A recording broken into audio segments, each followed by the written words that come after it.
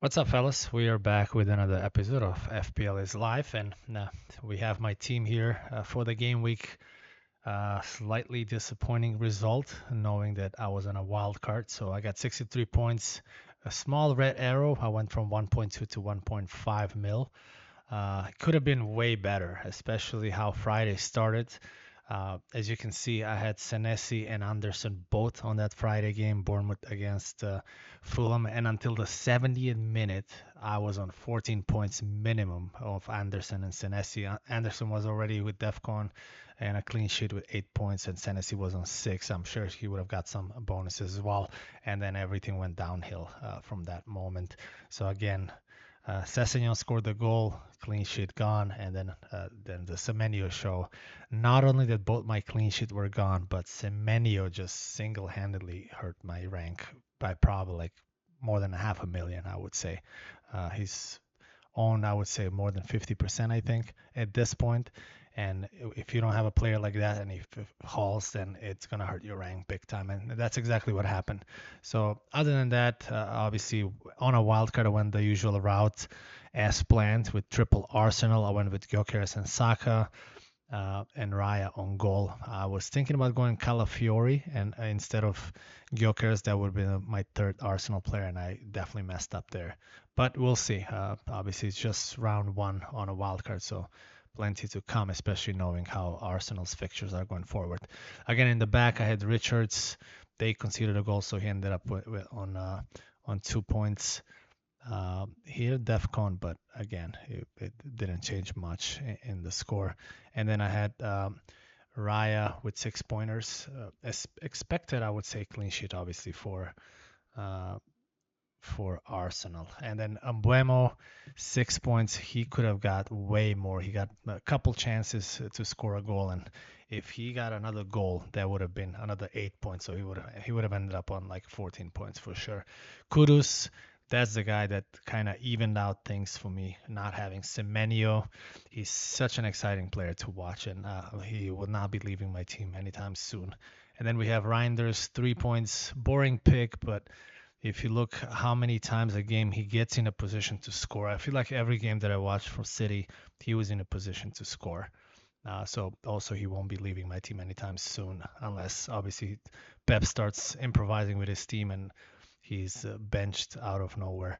And then Saka, glad to see him on penalties again because the ownership Saka against Gyokeres definitely boosted my rank by Saka taking the penalty over Gyokeres. And then Mateta, not only did he kill my parlay for $300, but he also missed two sitters. He could have got a hat trick easily.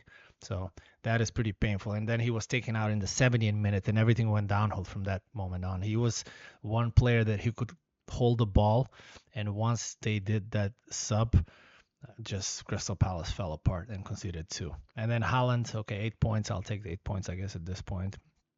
But everyone at the top has Haaland and captain him this round, so it didn't really change much. And then Gyokeres, if there's one player in my team that I would transfer out, it would be him. He was my biggest doubt going into this wild card. I remember thinking I should just go for a second Arsenal defender instead of him and just use the money somewhere else for Gyokeres, but I did that mistake. So again, he put himself in good positions, but his confidence is nowhere near. So it's a player that I might, if I do any transfers, he's gonna be the first one to leave my team. But again, because of the how good the schedule is for Arsenal, I'm probably gonna keep him. But we'll see. We have to wait for the international break, see who's gonna score for their country. If Gyokeres scores for some goals, then his confidence is going to be up. So maybe I'll keep him, but we'll see. And then on the bench, I had Dubravka, King, Alderete, and Vorals, but nothing big there. So as you can see, I got 63 points. Uh, I think 67, 68 maybe would have given me a green arrow, but it didn't. So we're still at pretty good position, knowing that I start slow every year. Every year I'm like in the 3, 4, 5 millions in the first 10 game week, so nothing to worry about yet. So we're gonna go to my game week 8, and this is how we look. So I'm going to obviously start Raya again. Richard's going to start for sure against Bournemouth. That's going to be a tough game. I think it's going to be a lot of DEFCON points there to grab. I can even see Crystal Palace beating Bournemouth 1-0. So, and I'm going to go with Alderete here, starting over Anderson, even though that's another big question for me, knowing that Anderson's for sure going to hit DEFCON against Arsenal because they will be defending. He'll get a lot of clearances, a lot of tackles. But Alderete, if he keeps a clean sheet against the Wolves, that's going to be huge for my team going forward. And Senesi, he's going to stay. His ownership is now around 25%, so he has to stay in my team. And obviously, he's a DEFCON monster. In midfield, I'm going to keep Saka against Fulham. That's a good fixture for him. Reinders, if there's no injuries, no nothing yet, but he's not leaving my team in this game week. And then Kudus, this game against Aston Villa is exactly the game for him to score a goal at home. So he will be staying because Aston Villa loves to play open football, and he will be on a counter pretty much, and it can hurt Aston Villa big time. And Mbuemo, Liverpool has not been well defensively, so I can totally see Mbuemo scoring on Liverpool. So he's going to most likely stay. But we'll see. Again, it depends how the international break goes, if I have any injuries or whatnot. And then again, up top, Haaland will take the captaincy one more time. Gyokeres, we will see. Like my plan is, as of right now, is to sell him for Isak because I have actually on my wildcard left 2.2 million in the bank. So I can definitely do a transfer Gyokeres to Isak, especially because Isak has United and also has Brentford after that. So it's definitely two good fixtures. And as Arne Slot said,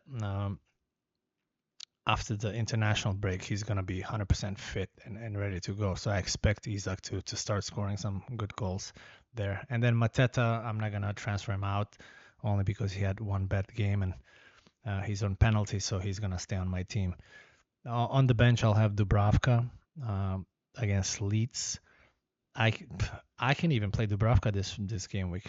I can see Burnley keeping a clean sheet against Leeds, even though Leeds been pretty solid offensively, especially since Calvert-Lewin is in form now and is getting in chances. I have King as well, Anderson, and Varane, so those are going to be my three subs. So plan going forward, again, my initial thinking right now is I'm going to take Gyokeres out for Isak. And then game week 9, I would, if Palmer is fit, that's going to be the biggest concern for me. If Palmer is fit, I'm definitely going to bring him in. Him and I'll need to look for like 4.9, 5 million midfielder. And it's going to be either Chaka or Stak for Leeds, and Mbuemo and Kudus will leave my team.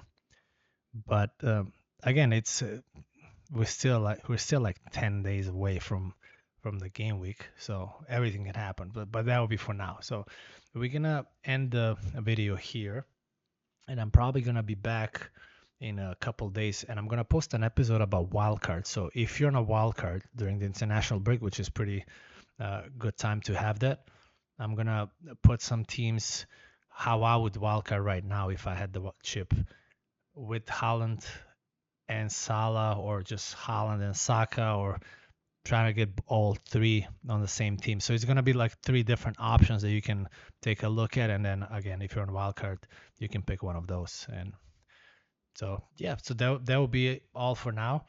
I will post on my Twitter account when my new video is going to be out. So that way you guys can take a look at that one. So I'll see you in the next one.